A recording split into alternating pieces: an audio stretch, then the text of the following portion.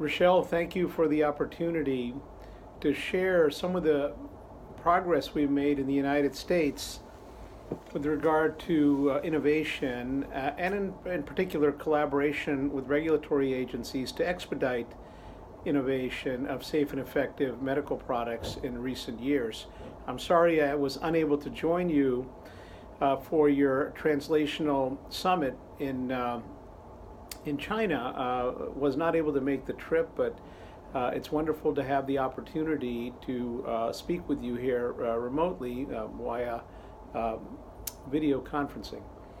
Now, one of the things, Rochelle, you've asked me to talk about are policies that encourage innovation, and I want to first and foremost congratulate our last two commissioners, Dr. Scott Gottlieb and Dr. Robert Califf, who I think have created a culture at the FDA that's one of decreasing bureaucratic red tape and allowing for safe and effective products to be reviewed in a timely manner. In addition, there have been several initiatives in recent years that have allowed for the evaluation of breakthrough products, for humanitarian products that are used in rare diseases, both on the drug side as well as rare indications on the device side, that will allow for approval of these devices if they're found to be safe and effective in particular patient groups. And in addition, there's been really a great focus on the needs of patients. Patient-related outcomes and patient preferences have been at the forefront. Regulatory agencies have an obligation to make these treatments available for patients because ultimately the goal of these agencies is to promote the health and well-being of citizens of countries. Now, I can give you a few examples of how we have collaborated with associations in the United States, medical associations, to make progress. For example, I have worked with the American Glaucoma Society as a past president to have a workshop on minimally invasive glaucoma surgical procedures in conjunction with our annual meeting, where we had invited FDA representatives, including the director of the Ophthalmic Device Division, as well as leaders in ophthalmology, especially in glaucoma, to discuss the trial design for doing minimally invasive glaucoma surgical PMA studies, pre-market approval studies. And this workshop led ultimately to a leapfrog guidance document by the FDA in this particular space. And this was a document that provides a roadmap for those innovating in this space. The FDA also funds research that can improve regulatory processes. This is done through the Centers of Excellence in Regulatory Science and Innovation. There are several of such centers in the United States. I happen to be an investigator at one such center, which is the UCSF Stanford Center for Excellence in Regulatory Science and Innovation. There are also centers at Johns Hopkins, the University of Maryland, Georgetown University, and others that are coming forward. Now, in addition to these collaborations in terms of workshops, other collaborations that associations have include the concept of network of experts. Now, the FDA has many, many brilliant ophthalmologists working within their boundaries, but you can never have all of the expertise that is needed for regulatory science in one location. And so what the FDA did, and particularly CDRH, the Centers for Devices and Radiologic Health, did, was they've developed a network of experts with various organizations, including the American Glaucoma Society, the American Academy of Ophthalmology, and others, where when the FDA has questions related to study design, questions related to disease pathogenesis, to better understand diseases so as to better determine what kind of studies might be needed, or any other regulatory questions, they can reach out through these networks of experts to individuals in these that are signed up to be such network of experts through the big societies like the American Glaucoma Society and the American Academy of Ophthalmology. So this is another way that there can be interaction between experts in the field and the federal government, in this case, the FDA. Now, it is worth noting also that the most important single most important characteristic that is needed for progress, I believe, in innovation from a regulatory standpoint is to have regulators attend major ophthalmology symposia and interface and interact with not only ophthalmologists but also researchers and investors to get a sense for the landscape of innovation in a particular field.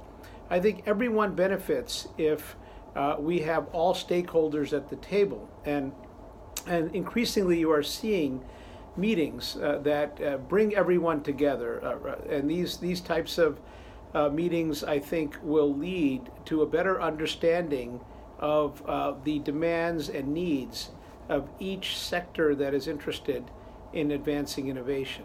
Now, one of the things that often people misunderstand about what innovators are looking for is that it is generally believed that everyone is looking for a quick approval. But I think the bigger issue for most innovators is quicker review. I think the reviews often take too long, and I think the recent commissioners have done everything possible to expedite review. Now, one of the things that's been really good in the United States is that we have an ophthalmologist leading the division that looks at our reviews on the device side, the CDRH, but also at CDER, the Centers for Drug Evaluation and Research. There has been a recent reorganization so that ophthalmology is currently has been given more autonomy. Now, we know that drugs in ophthalmology are unique. They're generally delivered in different ways than drugs in for other parts of the body. And most importantly, drugs are delivered either via eye drops or injections, other drug delivery vehicles. And unlike the use of pills in most other medical specialties, the unique nature of ophthalmology has been recognized by the Office of New Drugs and also by the Center Director. And there is currently a reorganization underway such that it is anticipated that within the coming months, perhaps within the next year or so, we will have a division where ophthalmologists really determine the fate of ophthalmic products. And I think this is really, really important. This is something that ophthalmic organizations like the American Society of Cataract and Refractive Surgery, as well as the American Academy of Ophthalmology and others, have advocated for quite some time, and we now have this in the near horizon. And I do think that having an ophthalmologist determine whether or not a drug is safe and effective is going to be better for the public when we're talking about ophthalmic drugs. These decisions should not be made by people who do not have expertise in ophthalmology. I think other policies that the FDA has had to encourage innovation in the United States is to really have several different pathways for approval depending on the type of medical device that is being brought forth. For example, in the U.S. we have a 510K pathway. If there is a predicate device that has been approved, the FDA can make a determination that the type of study that needs to be done in this situation is not as onerous as a pre-market approval study, and can really, in some cases, use historical controls to make a case for expedited review and approval if the device, of course, is safe and effective. So overall, I think the U.S. has been a good model for regulatory innovation, and has also, I think we're seeing greater global cooperation with regulatory authorities from different regions of the world, the United States, Asia, Europe, communicating. And I think ideally, I hope in the not too distant future, there will be global standards for approval of drugs and devices. And I think we're headed towards that. There already are cooperative agreements being made by regulatory authorities in several countries. Now these are going to be unique to devices, drugs, biologics. but ultimately I see this as becoming more encompassing and involving all areas of therapeutics. Thank you very much for this opportunity to share with you some of the things that are going on in the United States. I wish you a wonderful meeting.